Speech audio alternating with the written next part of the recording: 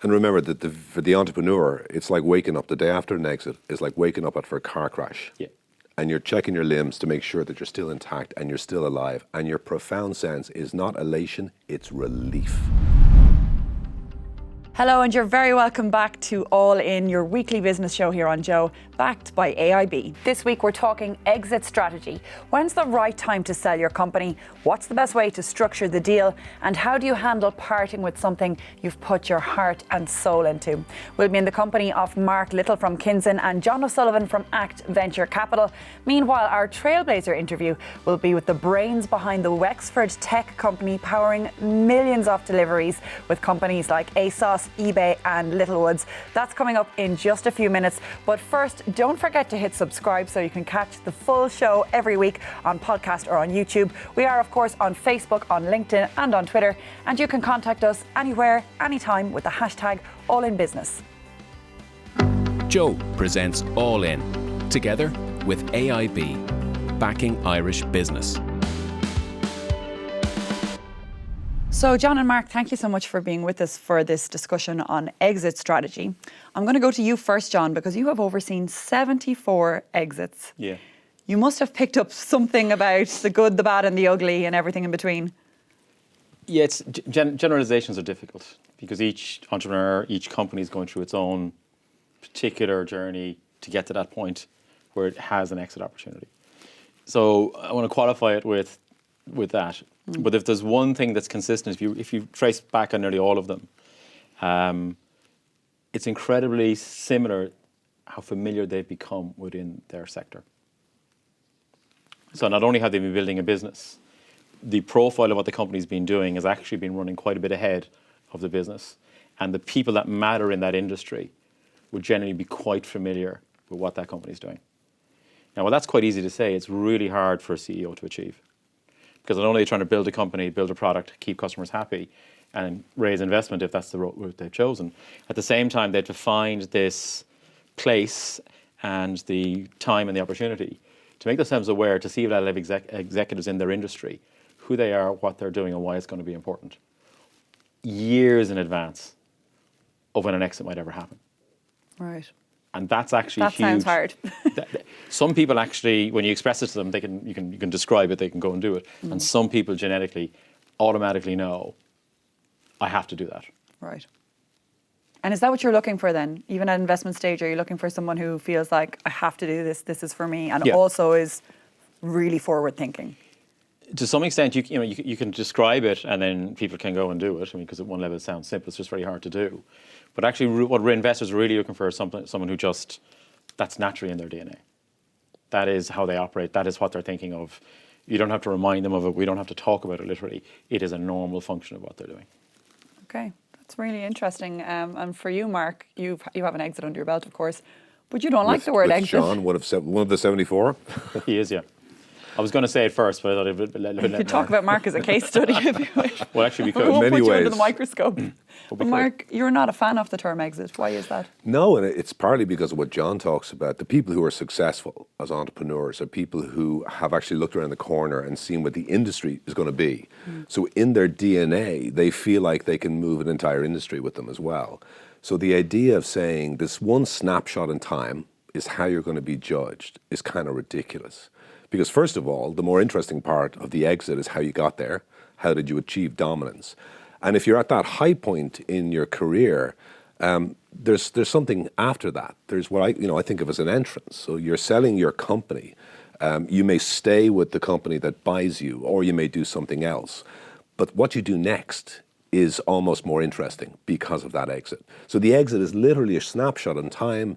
And as far as I'm concerned, it's one of the least interesting aspects, or the one we should obsess about less than how you achieve dominance to get to the exit, as John describes, and what you do next, what you do with that power. Because you're not just getting money. It's not just about a dollar sign or a euro sign. It's about getting power to do something with that power and to make an impact. So that's what I think when I think back in my own personal experience and I see other entrepreneurs. They're very rarely ever thinking about an endpoint, chunk of money, a desert island somewhere to soak it all up. They're thinking about the next thing even before they realize the potential of the current thing.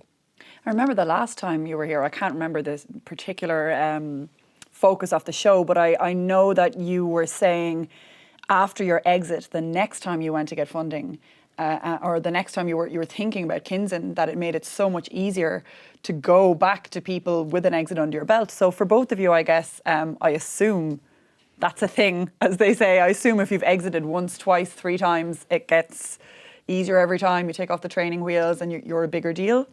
Yeah. Is that the case? Yeah. Generally speaking, with one proviso, there's a real difficulty around it, which is depending what the person wants to do next. Okay. So you see a lot of cases where people want to say, okay, I've had an exit in one area. And the question then is, well, I want to go to a completely different area. Now, they have a lot of credibility because of what they've done in one situation. The question is how transferable is that to the other? Yeah. So that's one type of journey, and people just do it out of curiosity is what gets them going. Other people want to stay in the next level of change in the area that they know.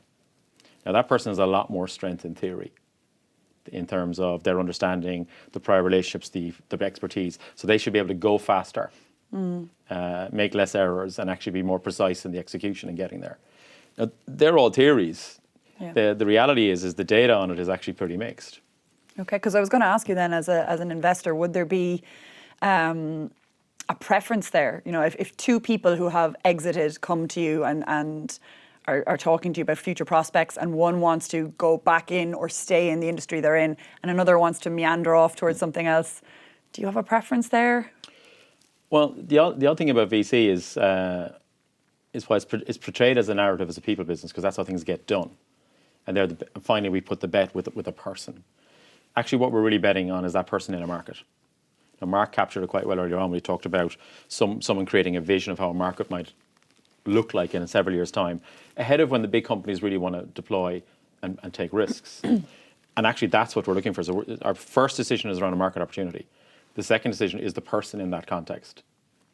So while a team coming to us who've done it before would have enormous credibility, and you'd be looking to find a way to do it with them, actually your primary decision is market-based. That hasn't really changed. And I think totally from the perspective of the entrepreneur, I think you have to just press a reset button and have no expectations.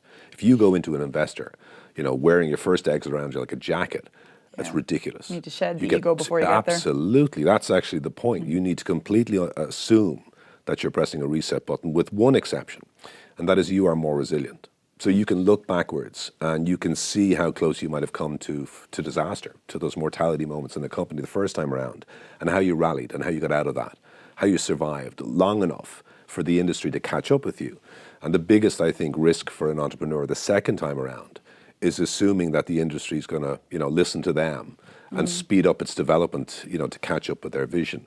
So there is an overconfidence that you can be very guilty of. But by the same token, your ability to stay in the game, to be a better leader, to be more resilient, and also to have the power to turn around to your staff and to your team and say, we've been through tough times before. How do we get through it? And you have a landmark to point to. And I think that's hugely important, and probably not as well, I think, understood by entrepreneurs themselves, and even to an extent by some investors. So the other side to it then is, as a result of being able to having those skills, well, the outcomes, you can argue whether the outcomes are the same or they're more likely to be successful. What they are more likely to get is more capital at the start. So they can attract better people because they've done it before. They can attract more capital than they would have had the last time at the starting point. So now they're better resourced to take on the challenges. So the resilience is not just within the person. They've got a more resilient company to start with at the same time. And one thing that comes up in here a lot is the pressure, once you've taken funding, the pressure from investors to get to that exit. How do you deal with that? Well, let's go back to what John said. Like, one of the things I think that's most frustrating as an entrepreneur is we're all put up together in a group and told you're all alike. There are very few common denominators that unite all entrepreneurs. One entrepreneur may go into the business to change the business, to have an impact. Another one goes in to flip the business to make some money, and they're a serial entrepreneur. They have an addiction. I don't completely get that kind of person myself personally, but there's very different motivations, and that you take into this process. So there's 3 deals with an exit. There's one from day one. The moment you talk to an investor, you take on money, you are actually shaping the outcome. I was very lucky to sit down with one of our investors in Storyful, who looked at it and said, I think this is a 4-year play. This is the amount of money I think you'll sell the company for. This is the stake you'll have at the end. And this is the kind of person that might buy you. They were almost eerily accurate about it. And while I didn't necessarily want to sell the business at the beginning, it gave me a real guidepost by which to judge my success. Everything from the share options you give out, from the investor you take on, the staff you hire, the kind of market you go into dictates the nature of that deal. So from my point of view, you have to be at the very beginning, like day one, every single thing you do, from the office space you rent, particularly the investors you take on, you have to know what the potential landing zone is. Not the exact shape of an exit deal, but where you want to be in 4 years' time. And as much as it's important to get advice on those elements of exiting, it must be equally important to find the right person to give you that advice. How did you know?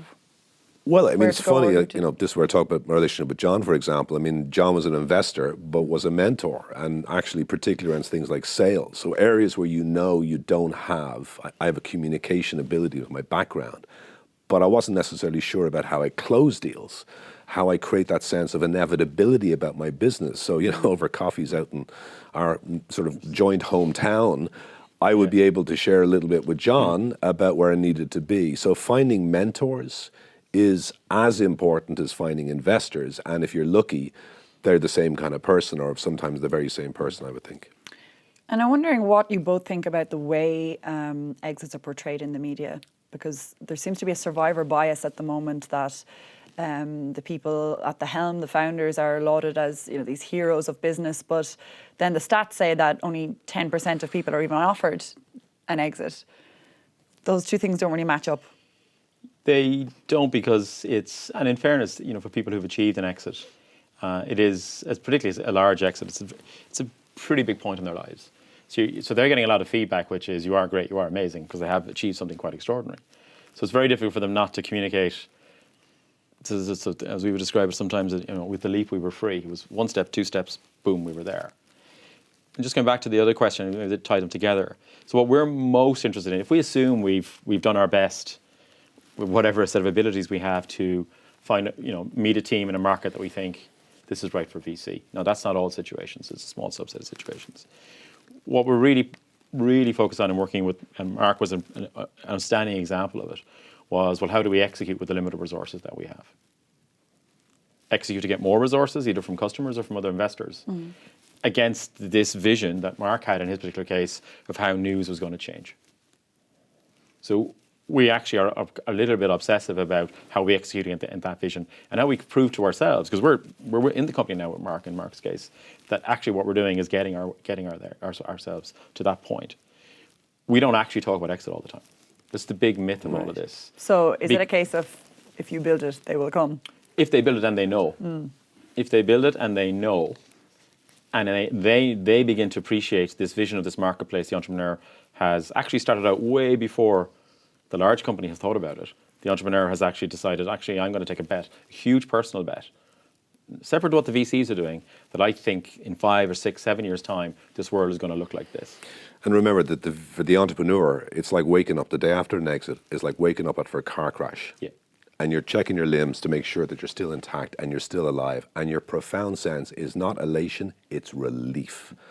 My wife took a taxi the day that we stole Storyful. Couldn't pay for the taxi. We were literally personally invested so heavily in the business. We had nothing. And the day after, I remember feeling this strange sense of just a profound relief as I looked at my own family. Because I knew, and I think, you know, we all knew involved in the business, there are near mortality moments that it took to get there. Your point about so few entrepreneurs will ever get to a point where someone makes an offer. And a lot of those deals will fall apart before the exit. And when the exit happens, most of those exits go very badly for the founder, right? So there's so many chances along the way to screw it all up that you're not thinking the day after you're Superman or Superwoman. You're just thinking, I survived. I lived. Yeah. And if you start believing the hype, then as far as I'm concerned, you know, you should be just consigned to a case somewhere in the corner, if that's what you want. And for me, it's about building teams that build a company. And you're there to soak up their anxiety and hopefully at some point be able to just relax and pay back all the people that were good to you along the way, not just the investors, but your own family, your supporters, and most of all, your team. Make sure it's their success that they can bang the gong and not just you and you stand up on some stage at a tech conference. It's actually so profoundly, improbability, an exit, that when after the back of it, you really have to feel that sense of relief and appreciation for other people, or else you're not fit for purpose as an entrepreneur. And that's the best case scenario. But what about the worst case scenario? What's the impact for everybody involved when maybe the company falls at the last exit hurdle? Well, it depends on, there's a lot of factors. So if we take, there's usually a few scenarios. So if the business is a operating company and it's profitable, just imagine that scenario. So it's gone past the investor stage. It's at that stage where it has control over its own destiny. It's not beholden to the next investor, the next transaction. Okay, there's a reset in terms of people's expectations and what has to be done to get to the next exit window, or understanding why we didn't get an exit. And in some cases, it's not you, it is them. There's lots of reasons acquirers decide at the last minute not to buy a company. Not to do with the company at all. So you've got to take a little bit of time to, first of all, decompress. Is it us or them? First off. There's, in that particular case, though, the company has a choice. It now can take that time. The more difficult cases are where you've had an exit opportunity, it's reasonably sized, it's got very close, to the extent that the staff, not the founder actually, are getting out their calculators wondering how much that mean for me. And I've nearly banked it. A lot of The founder is fully aware actually of the risks involved in this, and then it doesn't happen. Now, picking up that bunch of people, particularly when the next step is actually unclear, the company might only have 3 or 6 months of cash, it's got to raise money again, it's got to reset itself with the resilience Mark talked about to think of the next 5 years. Because the next set of investors, and the current investors, don't want to hear about, well, any minute now we'll get bought. What they want to hear about is, we're going to continue to dominate this marketplace. So how are we going to do that? And that reset is the most difficult, where you've now got a funding crisis and you've just come out of the emotional goldfish bowl of an exit that's just actually got incredibly close and hasn't happened. And that's very important to understand. The due diligence to get to an exit can kill you. Yeah. Because it can take 8 to 9 months, did in our case when Storyful. And in all that time, you're focused completely on getting all the data, the due diligence, and for this potential acquirer. And if they walk away, that's when it kills the startup. So I think we'd be very, very careful. I mean, we were getting massive books to fill out. We were being asked how many private aircraft did we have in a company that was barely affording the light bulbs. So you get into this kind of ridiculous situation where, as John said, you're tempted to spend the money before you do. That is near fatal. And so therefore, I think you have to enter an exit conversation in the same way you enter any fundamental conversation about a startup, is you got to be able to walk away. If you cannot walk away from that deal, then there's something fundamentally wrong with your company. And if you lull yourself into a false sense of security, then you could kill what you love. So it's an extremely dangerous time as well as an exciting time. And with everything with the startup, with an entrepreneur, you have to know you can walk away. And if you don't, you're screwed. When you know that going into it and how difficult it's going to be, I guess we're talking about the nature of risk now. I know you were in a situation where you had an offer of more investment and you had an exit offer. How do you decide, especially if you've poured your heart and soul into something, how do you decide whether to take the money and go off and grow it yourself, or to keep going to an exit when you've got 8 months of hell? It's very important as an entrepreneur to know how you keep score, right? If you keep score about the biggest round you raised or the money you're going to make in an exit, it's only half the picture. For us, it was always impact. I wanted to change the media business. And I got to a point where I realized the amount of money I'd need to raise to do that, given the state of the company, was just prohibitive. The better way of doing it was, as I say, not treating this as an exit by being bought by a big media company, but as an entrance to a big stage. When we sold Storyful, 34 people worked for it. There's now more than 200 across all the continents of the world. So for me, the success is in that, this present day reality, rather than what was happening December 2013 when we sold the company. So my definition of success was impact, and the quickest way, the best way, the most assured way for the company to have an impact was to sell it. You know, it's a bizarre irony, but you know, it's sometimes you have to kill that dream of being independently owned to achieve the success and the promise of the company you founded. And to that extent, it does require a certain sense of lack of ego in the end of the day, which is counter to what really drives, I suppose, most entrepreneurs. And it's the interesting about it is that the different entrepreneurs come to different conclusions on that, if you want to call it risk, that profile. So which is why you see So people some make people different go the choices. other way. Some people make a choice to actually, well, I do want to raise more money and do this. That doesn't mean they'll be successful. That doesn't mean they'll either achieve their personal or professional image, but that was the decision they made on a certain day. How do you decide what to advise? Like if it was someone like Mark or any company, how do you... it seems like such a burden of responsibility to advise someone what to do, whether to take more funding or take the exit. Well, the first of all, the question is how many people are involved. Right. So who is deciding is the first thing. So first of all, we don't have a magic button. Even if we owned, it's not like we own 99% of these companies. We don't. We own significant stakes, and other VCs might have significant stakes. So what you hope will over time, ideally, is that you've developed a relationship with the management team and the founders. So it's a pretty broad set of people now. It can be 5, 6, 7 people. It can be as small as 2, but let's take it's 5 or 6 or 7. So the job of the VC is that over a period of several years, because you are pretty much in these things together for several years, you're able to discuss these very grey, nebulous subjects and making decisions in this greyness that have huge inputs into them. There's personal ambition, there's risk, reward, there's people's goals for their own lives and aspirations, all netted into this, and each one has got their own, all netted in. You'd hope that you'd found a way to have these kind of discussions over the previous 4, 5, 6, 7 years building the business. The idea that you'd come to this one day cold and try and decide this with a spreadsheet Sure. actually is a little bit fake. Now, sure, if the number is completely silly, but in most cases, acquirers are quite smart. They're quite attached to their acquiring dollars. So they're quite good at working out what the next stage for the company might be, what the capital ask might be to fulfill the company's ambition or dream, and the extent to which you could get that versus what they might pay today. So they would have thought about this fairly carefully to try and, on their side, figure out how do they tap into those different emotions. But you're hoping you've been through enough scenarios of the business that when this arrives, actually collectively you've nearly 90% of the way understanding what's the right next step. You all intuitively know, so to speak. Yeah, and this is a reflection of, and people will all feel, now the other side is the numbers, that people look around the table at the participants in the business and feel it's a fair outcome for everyone. Is this the best we can do today with the risk that the future holds?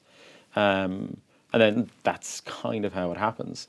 We've had quite a few exits, and Mark, fortunately for us, did an amazing job with Storyful. You've had, on this show, you've had Richard from Digit, and then you've had Pat and TrustDev as well. Now, I happen to know a little bit on the inside of all the ups and downs of their professional stories and their struggles, and the point of it's that Mark is doing entrepreneurs a huge favour in Ireland. Hopefully people are listening, about describing the moments in the taxi, describing the moments where actually you can't pay the wages. So go back to your earlier question about this is all preventable with survivor bias. It's presented with incredible survivor bias at how smooth it was. But in the 3 cases I've outlined, who've achieved amazing things in their industries, there were some incredibly fraught moments. You'd have to hope that people are listening to my wife called me and such, rather than it was amazing. Just don't think, there's a bizarre irony in what we're both saying here is you have to plan for an exit and think about what that might look like. But if that's what becomes your North Star every morning you get up out of the day and you're ignoring what's going around you, you will fall over. Not only will you fail at that business, but you won't learn the lessons that you need to learn, through being an entrepreneur. And I think that's really fundamental. It's that balance between the two. So that's why I don't describe it as an exit.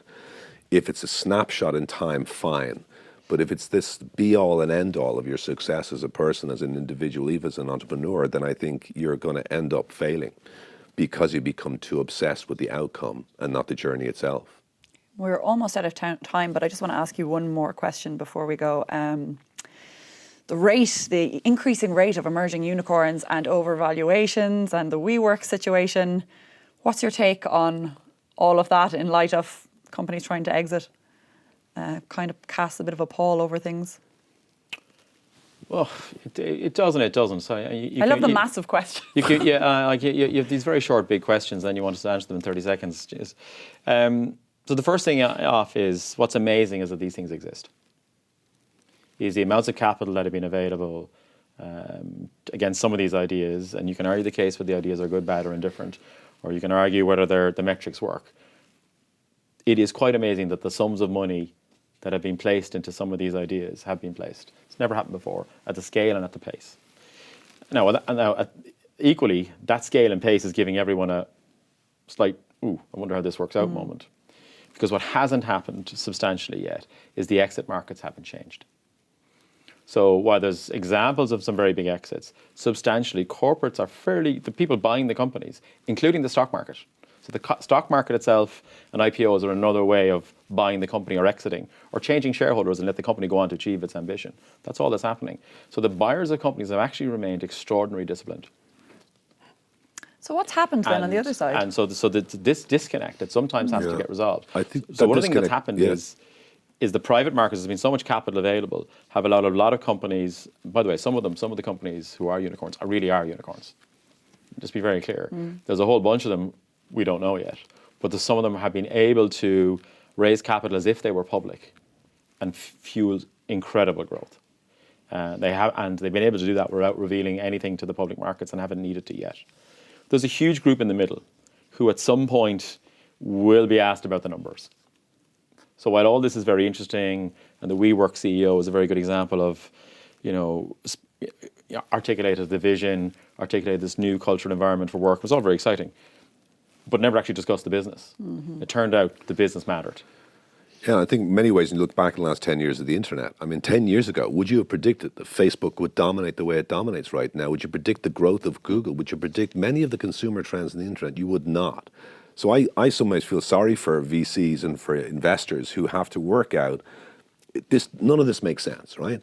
We have to go with our gut in certain things. I think that the WeWork scenario is a great example of a disconnect between the underlying tectonic shift in consumer behavior and this froth that gave it the valuation it had.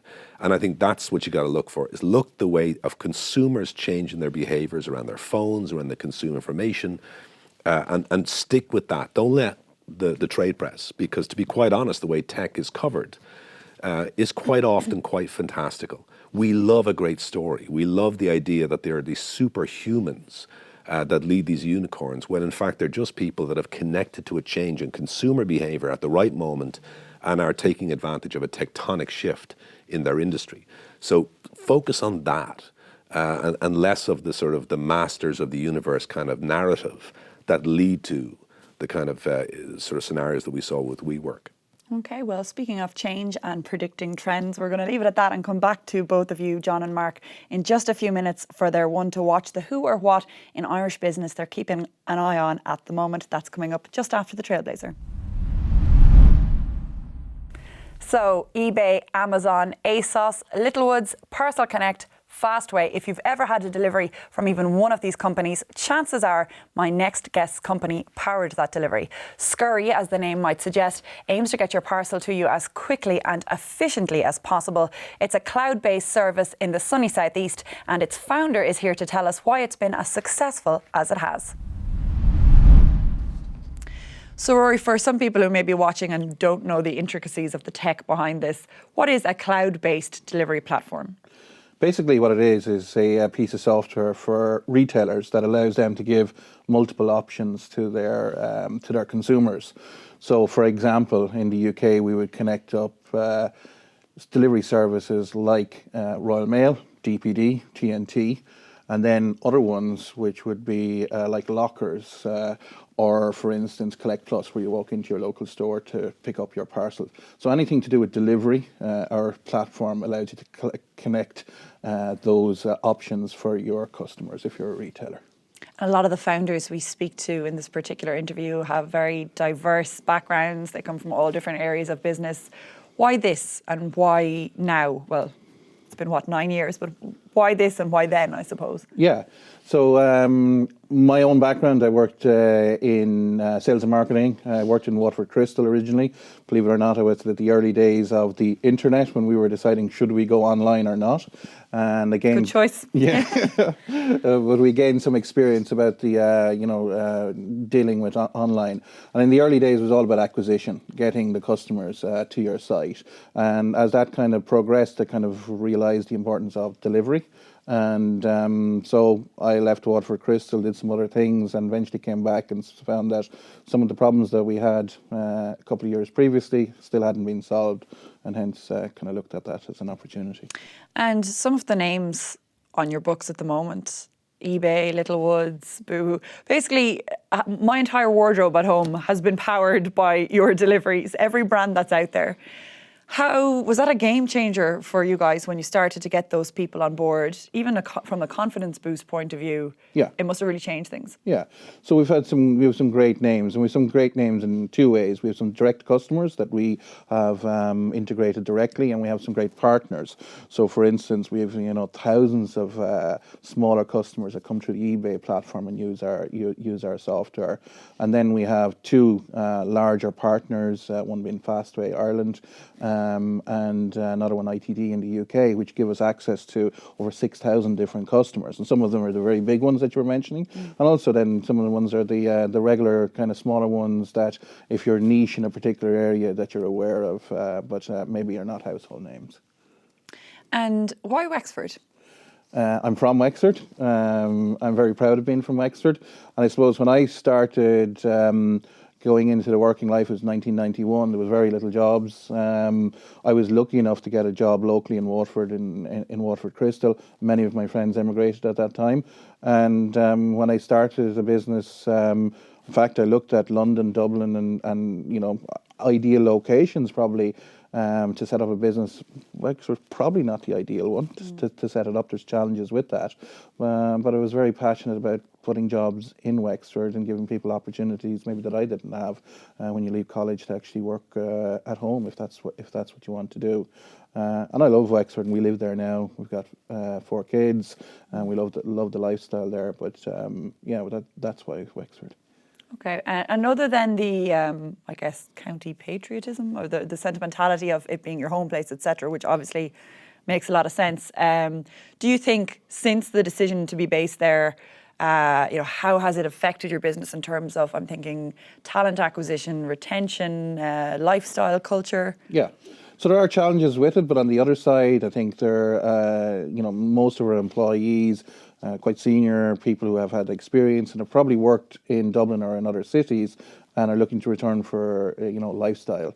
And our biggest, I suppose, acquisition of talent comes from people who have spent time, either here or somewhere else in Dublin, and they are looking to move back to the country to have a different kind of lifestyle. So most of the people are able to walk to the office. They can then, at lunchtime almost walk to the beach. You could actually walk to the beach from our office in the town in Wexford town centre. And that's a kind of a lifestyle choice that appeals to really talented people. And yes, we there's some challenges to getting talent, but on the other hand, retention is really positive, and when we get somebody, they tend to stay. Very good. And do you think, brings me to my next question, I know you were recently voted one of Ireland's greatest places to work. Do you think then that lifestyle has been a huge part of that? Yeah, so that has been a huge part of it. We've worked really hard at the Great Places to Work, and we actually yesterday had our results from from this year's results, and we've done again quite well in that. And I think it's really important that when people come to work, that they have a place that can enthuse them. And you spend most of your day working, and most of your life working, so you need to have somewhere that you actually. That's a great place to work, and we really buy into that concept, and we think it's a fantastic accolade to have, and we put a lot of work into making sure that we keep it. And I know you got a lot of support as well from the enterprise office in Wexford, and I assume that was a pretty crucial part of the process in getting the company up off the ground. Absolutely. So to this stage, we've probably raised about 6 million in investment, but the first 12,000 that I got came from the local Wexford local development, and have somebody initially to put their faith in you, even with 12k, which seems like a tiny amount of money in comparison to what we have now. That was fantastic to actually get that, and that was the first step of getting investment, going through a process of getting investment. And the Wexford Local Development, the Wexford County Enterprise Board, which is now a Leo, and the Southeast Business Incubation Centre have been really good at helping us get off the ground. In terms of next steps, I suppose anyone in this studio that I ask about next steps, we can't really talk about next steps at all without talking about the first step to the next steps, which is Brexit. Yeah. So how will that affect you? Because you have a lot of relationships in the UK, don't you? yeah, we've a lot of our customers are in the UK, and for us, our software, first of all, has has great advantage, because what our software does is help people to export. So we deal with customs, day in, day out for our customers who are shipping outside of the EU. So to turn on or to put on the UK for Brexit is a matter of flicking a switch now at this stage on our software, so we can have people Brexit ready immediately. So there's an advantage from that point of view. I suppose the disadvantage, for us is sterling, because most of our customers are based in the UK, and just the volatility with sterling is a challenge.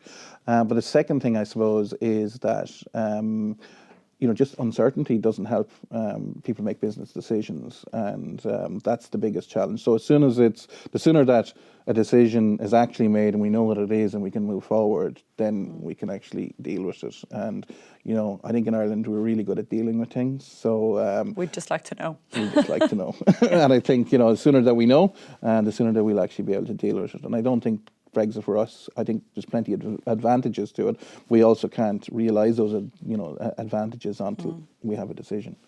Well, speaking of advantages and disadvantages, I'm just back from Web Summit last week in Lisbon, where I work when I'm not in here in Joe. And one thing that came up repeatedly on stage was Ireland in particular, and Ireland's broadband. And it was bizarre to hear like Brad Smith, the president of Microsoft, and Kate Brandt, the chief sustainability officer of Google, name check Ireland and mention places like, I can't remember if they mentioned Wexford, but they mentioned Fingal in Dublin, and places along the coast and in Leinster in Ireland that were being completely underserved by broadband, and what a disgrace this was. And I couldn't help, as you were talking there about Wexford, think, what is the broadband like down there? Is it enough for a cloud-based service like yourself? That has to be a challenge. Yeah, so in Wexford Town, it's perfect, and we have more than enough. Our service is fantastic. We've never had an issue with it. We did originally, when we set up the company, we started in Duncannon, which is a seaside village, and kind of the original idea was that we would live beside the beach and literally be able to walk onto the beach in our original office. The broadband there wasn't good enough, and then we moved to Wexford Town. Now, there were other reasons getting people to actually go that extra bit. You can get people to move to Wexford Town, but to get people to move out into a seaside village that is quite sleepy in the winter can be a little bit more difficult. But the broadband there is not good enough was not good enough to sustain the business at that stage, and was one of the major reasons for actually moving to Wexford Town. So if we want people to live in our communities and we want to have rural Ireland that's effective, I think we have to invest in the broadband plan. And is that something you would hear a lot from other people in your world? Absolutely. Yeah. Like in this day and age, it is not acceptable that everybody doesn't have access to broadband. It's as important as water, and we've got to get that sorted. And not everyone wants to live in Dublin either. No, not everybody wants to live in Dublin, and I think that we have people who want to embrace remote working, want to be able to have that kind of lifestyle, and taking pressure off the capital and the resources in the capital. That if we're going to do that, we need to have the infrastructure to do so. Absolutely, couldn't agree more. So we talked about Brexit, the first next step, but after that's out of the way, regardless of the outcome, then what's the next step for Scurry? I know you've got almost 7 million raised. This particular show is about exiting. Would you consider an exit? Would you want to exit?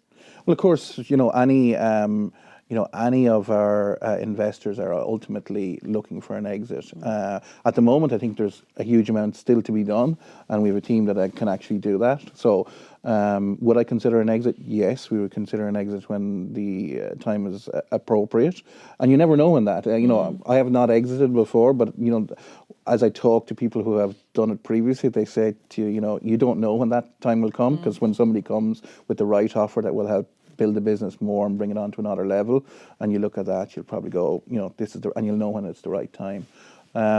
We've been approached in the past, so that we've had a number of approaches in the past.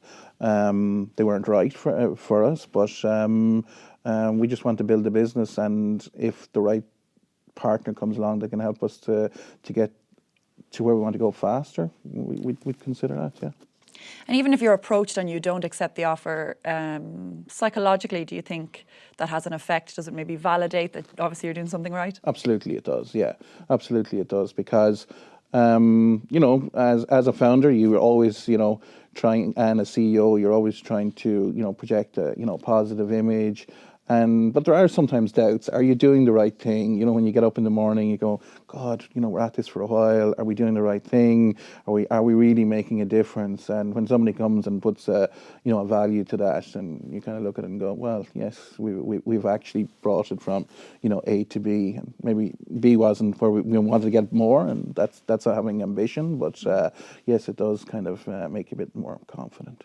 And on the other side of the coin then, if no exit offers came along and you were to continue by yourself, so to speak, what's the end goal, or what's the plan? Like, is there a level in your head where you say, when we are powering X amount of deliveries with Y amount of companies, then I'll be happy? Or how does that work for an entrepreneur? Yeah, so for currently what our focus is to move. We're doing very well in the UK market, but to move into Europe. So that's our next ambition. There is no global kind of solution for what we're doing. So there's a global opportunity, but we want to take that in kind of one step at a time. So while the long-term vision is a global solution, the next step is Europe. And I think it's really important, I think, as an entrepreneur to be focused and to say, to know where you're going, have the long-term vision, but also know, in the next 2 or 3 years, what's that step, and really, I suppose, razor focused on that. So that's where we're going for now. So would your advice to people in a similar position be go 1 year at a time? Because we hear all about these 5-year plans, but really it sounds like you would advise going smaller than that. I think you've got to have your 5-year plan, so you've got to know where you're going. But you're that's kind of broad brushstrokes, and then your 12-month plan needs to be fairly detailed. And I think I've famously heard that no plan ever survives contact with the enemy. So that plan that you've made is good for kind of giving you direction, but things are going to change during that year. So you really need to then, at the end of that period, look back and say, well, what worked, what didn't work, and does that change what we want to do? And yeah, so that's where I think that kind of yearly kind of focus is quite important. Okay, so micro plan and macro plan. Yeah. Very good. Thanks so much for joining us, Rory, and I'm sure we'll see you again. I'll think of Scurry every time I order something online now. That's great. Thanks a lot. That was Rory O'Connor, founder of Scurry there. I'm still here in studio with my panel, John O'Sullivan from Act Venture Capital and Mark Little from Kinsen. We're about to do the one to watch. The who or what in Irish business is on their radar at the moment, and why. So I'll go to you first, Mark. What's caught your eye? Well, so I'm obsessed at the moment, obviously, with my own startup, Kinsen, on the way people are changing their consumption of information. So, I think at the moment, the two big bets in the media business, and while the media business has been in free fall, we're starting to see the other side of the opportunity now in media disruption. So it's all about, for me, personalization and voice. So I think the fact that people are now demanding information fits their daily routine means that there are a lot more capacity, I think, for startups to exploit this opportunity for information and voice. So the one I'm watching is Noah, News Over Audio, founded by an entrepreneur called Gareth Hickey, which is already now a couple of years down the tracks and has got some really impressive deals, primarily around financial intelligence, which was the first kind of deals it did with premium publishers like the FT. So I'm watching those guys because right now I think they're on a tipping point where this next year for them, I think, is going to be big. And because I know the business and I know the way people think of them, it's very strange for me sometimes to be hearing people telling me about a great new startup they know, and it's actually in Dublin. So the one to watch for me is Noah here in Dublin. Okay, and actually on voice, Mark, do you think voice is where it needs to be at the moment? No, I think one of the biggest problems for voice is discovery. So we're still, for example, if anyone loves podcasts, we see podcast consumption is stratospheric. But at the same time, finding a great podcast, there's a lot of crap out there. So, I mean, in reality, the biggest opportunity right now is still for people that can separate news from noise. And there's an awful lot of noise still in the voice space, particularly, I think, in the skills area. But I think in the area of consumption around personalizing your own habits as you put your earphones in on the dart in the morning is a massive opportunity. But in some ways, the real opportunity is how people discover that and fit into their own personal routine. So discovery of voice, of the right story, that's the critical opportunity, not throwing more audio onto podcasts or throwing more audio onto Alexa. It's all about discovery. Fair enough. And Noah are your ones to watch. Yep. What about yourself, John?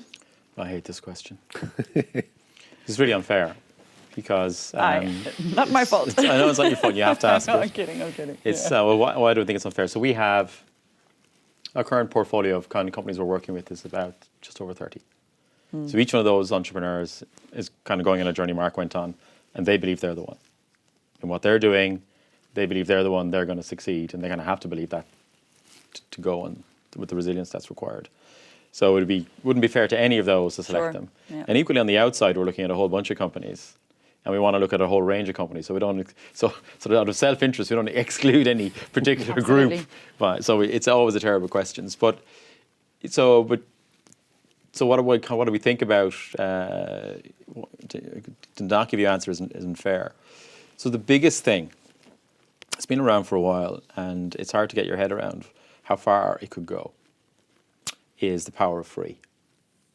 Okay. Do you mean like freemium or? No. The amount of things consumers get, and businesses get now at ultra low cost that were expensive 10, 20, 30 years ago is extraordinary. And if I had the charts here with me, it would be very boring. I could chart that for you in numbers. So that free, that idea of that incredible products of incredible high quality that are incredibly useful will be given away for free or near as free actually has been what's driven an awful lot of what's gone on in the last 10 or 15 years.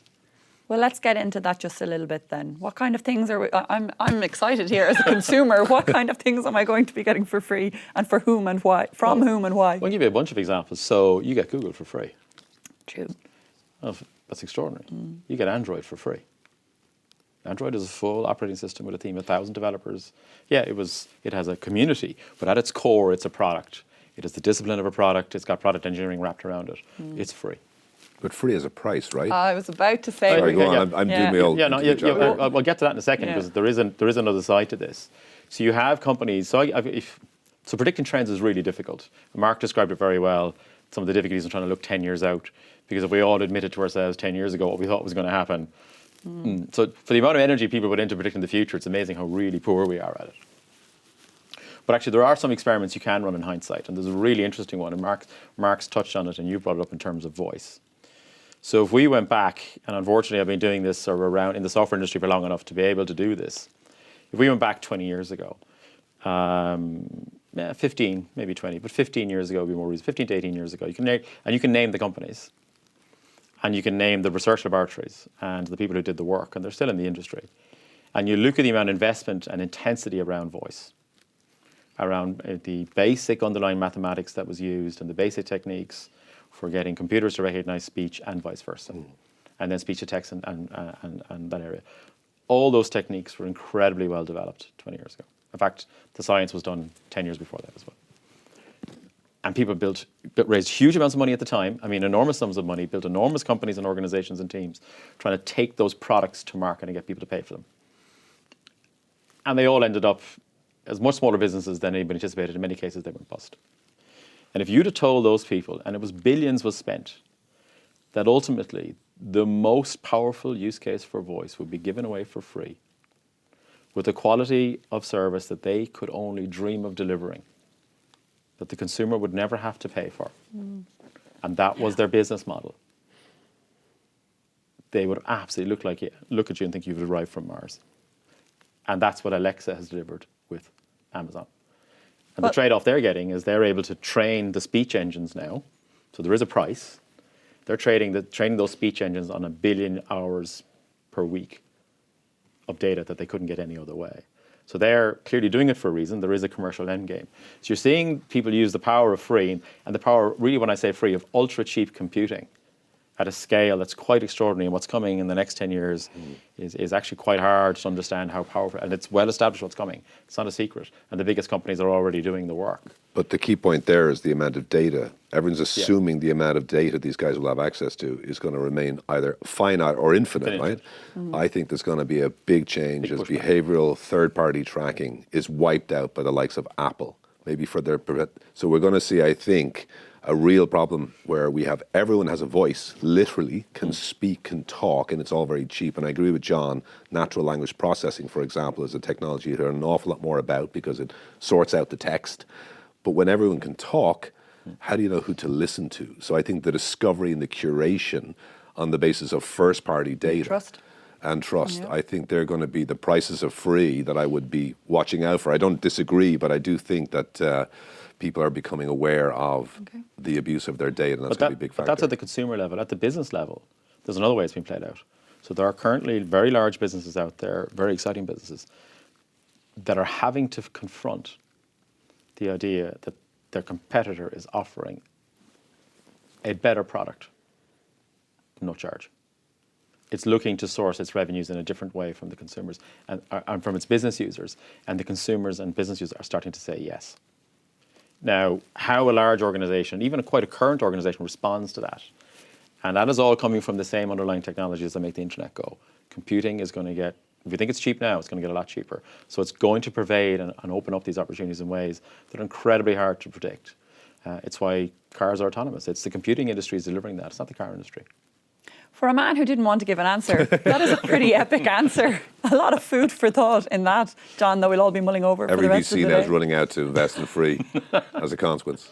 Well, thank you so much for those amazing ones to watch. John O'Sullivan and Mark Little. I keep almost calling you Mark Kinson from Little. That's okay. John O'Sullivan and From a Mark brand Little identity from point of view, I'm happy with that. Thank you so much for being with us. Thank you. And thanks to you, of course, for watching, and thanks to AIB for backing the show. That's all in, all done for this week. As usual, please hit subscribe so that you never miss an episode. We'll be back here next week talking about sustainability, something Alison Cowser on one of our recent episodes identified as one of the biggest challenges facing Irish businesses in 2020. So you don't want to miss that. We'll see you then.